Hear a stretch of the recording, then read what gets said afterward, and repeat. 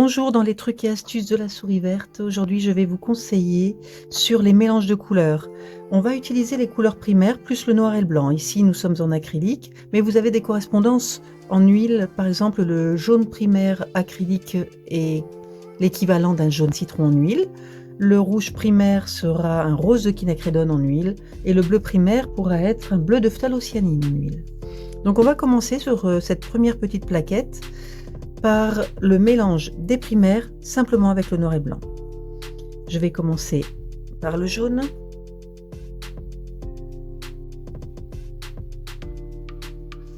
Et dans ce jaune, je vais progressivement ajouter du blanc.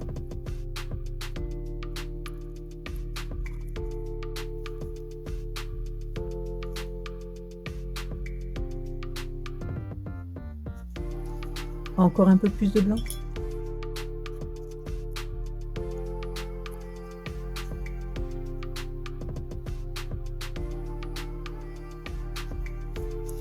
Encore un peu plus.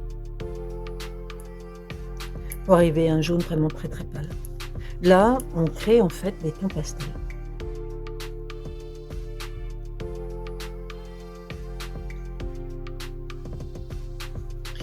Cette même couleur, je vais l'associer maintenant au noir, de manière très progressive.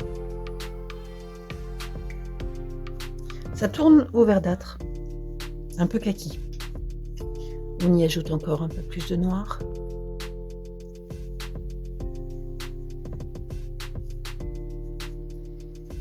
Et encore un peu.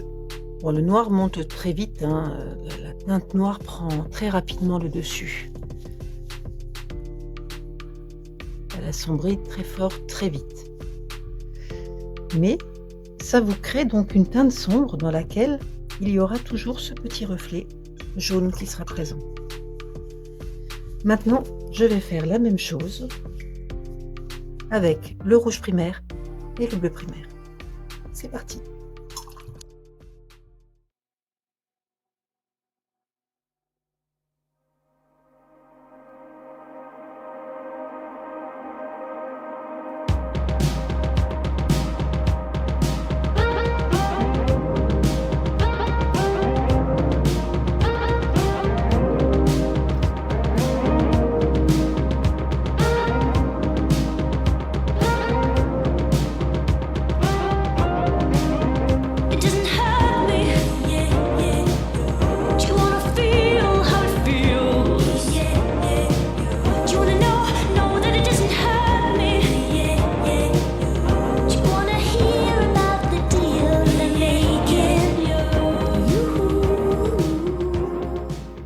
Voilà, ça sera la première plaquette de votre nuancier qui part des 3 couleurs primaires, pastelisée par le blanc et assombrie par le noir. Maintenant, nous allons passer aux couleurs secondaires qui sont issues du mélange de 2 primaires. Sur cette seconde plaquette, on va développer le mélange du jaune et du bleu. On va d'abord poser du jaune primaire, y associer un peu de bleu et de plus en plus de bleu. Et cette teinte, on va à nouveau l'éclaircir avec du blanc et l'assombrir avec du noir. Et vous allez voir la quantité déjà de nuances que cela va pouvoir créer. Allez, c'est parti.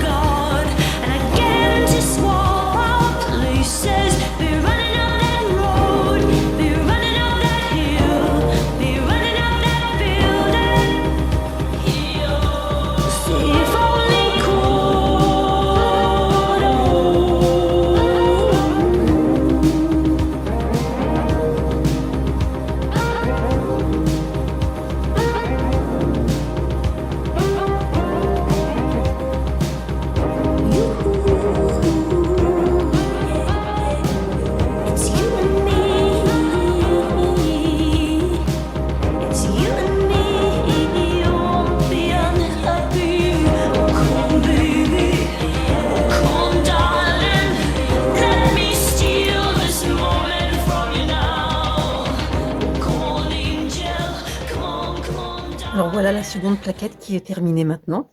C'est le mélange du jaune primaire avec un petit peu de bleu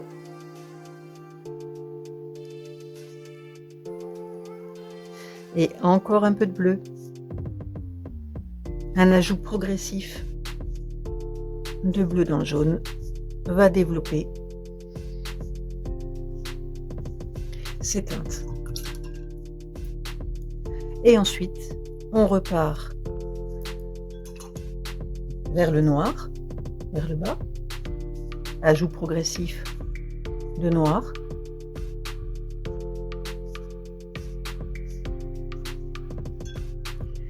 Et vers le blanc en haut.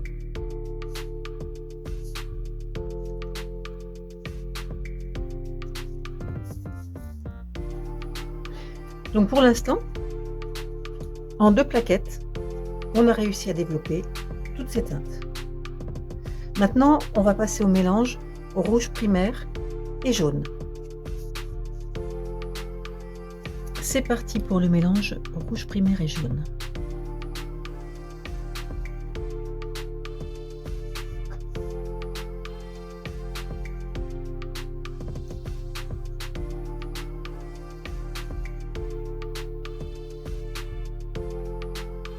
Voilà, mon nuancier est terminé. En première page, nous avons donc les 3 primaires, dégradés avec du noir et du blanc. Et ensuite, j'ai lié le jaune primaire en grande quantité, en y ajoutant progressivement du bleu primaire pour avoir cette colonne de vert qui se crée ici, dégradée dans le noir, dégradée dans le blanc. En mélange de 2 couleurs, c'est au tour du rouge primaire d'être mélangé avec un petit peu de jaune, et vous voyez donc ce rouge qui au départ est assez magenta devenir progressivement rouge tomate pour se diriger vers les oranges. Et ces gammes-là sont également déclinées en les mélangeant avec du noir et du blanc. Vous voyez déjà le nombre assez important de teintes que vous pouvez obtenir. Ici, c'est le bleu primaire et le rouge primaire qui sont mélangés. On va passer par les violets. On va d'abord assombrir le bleu primaire. On peut dire qu'on va vers un bleu outre-mer quelque part. Et puis nous allons progressivement aller vers des tons un peu violacés, voire violet rose. On les dégrade dans le blanc et dans le noir. Arrivent maintenant les mélanges des 3 couleurs primaires. Jaune primaire, bleu primaire en quantité égale nous donne un vert. Si à ce vert nous ajoutons progressivement le rouge, nous allons d'abord assombrir ce vert pour aller vers quelque chose qui va s'approcher du noir.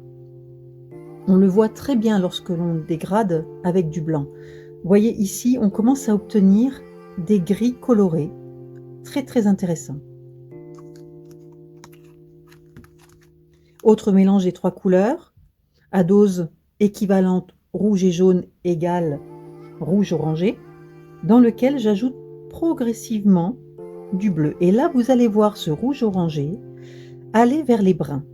Très intéressant pour créer avec les 3 primaires une couleur qui pourrait s'apparenter à la terre de sienne brûlée. Ensuite, vous ajoutez le noir, le blanc, et vous voyez à nouveau tous les dégradés qui sont possibles d'obtenir. À nouveau de très très beaux gris colorés. Ici, on est dans un gris bleuté.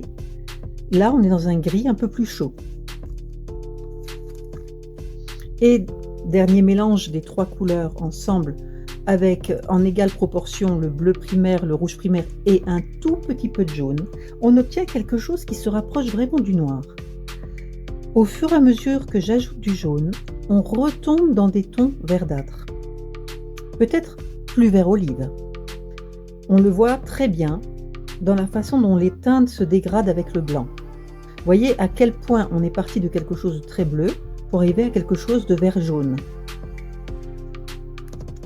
Et pour finir, je vous propose en association des 3 teintes, une majorité de jaune, un tout petit peu de bleu, un tout petit peu de rouge pour obtenir l'ocre jaune, qui est très très présent dans les tons chers, aussi beaucoup dans les paysages. Et on voit que ce ton ocre jaune peut devenir une teinte sable avec du blanc et peut redevenir quelque chose d'un peu verdâtre avec le noir. Ensuite, si vous mettez beaucoup de rouge primaire, un peu de bleu, un peu de jaune, on obtient un ton un peu aubergine, qu'on dégrade et qui donne des sortes de vieux roses avec du blanc, et puis une aubergine plus foncée avec le noir. Si vous mettez une grande proportion de bleu primaire, un peu de jaune, un peu de rouge, on obtient un bleu canard. Ces feuillets, je les ai plastifiés, de manière à pouvoir, quand je cherche une couleur, la poser avec mon pinceau juste à côté de la pastille qui m'intéresse et l'essuyer ensuite. Et en supplément, je vous propose d'utiliser un petit objet qui peut vous rendre de très grands services. C'est une petite fenêtre que j'ai créée dans un carton que j'ai aussi plastifié.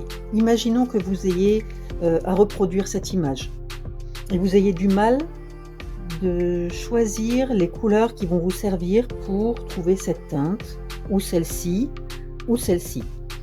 Lorsqu'on voit l'image en entier, on est souvent impressionné par le sujet, alors que si vous isolez la partie que vous devez rechercher, et qu'ensuite vous allez chercher sur votre nuancier la teinte qui pourrait se rapprocher de la couleur que vous avez sélectionnée, vous allez trouver très facilement dans votre nuancier la teinte qui va correspondre.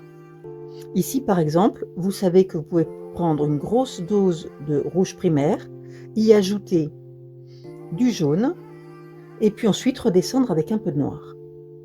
Vous voyez, la lecture, elle va se faire comme ça. Si je viens ici, je peux trouver cette pastille en adéquation. Ça sera toujours mon rouge primaire avec un petit peu de jaune et un peu plus de noir. Si je viens chercher ces tons-là, je peux être proche de celle-ci. Je vais regarder si j'ai quelque chose qui serait encore plus approchant en termes de mélange. Ah, voilà. Ici, nous avons les trois primaires dans un rouge orangé avec un peu de bleu et beaucoup de blanc. Et là, on obtient une teinte qui pourrait parfaitement correspondre à celle-ci.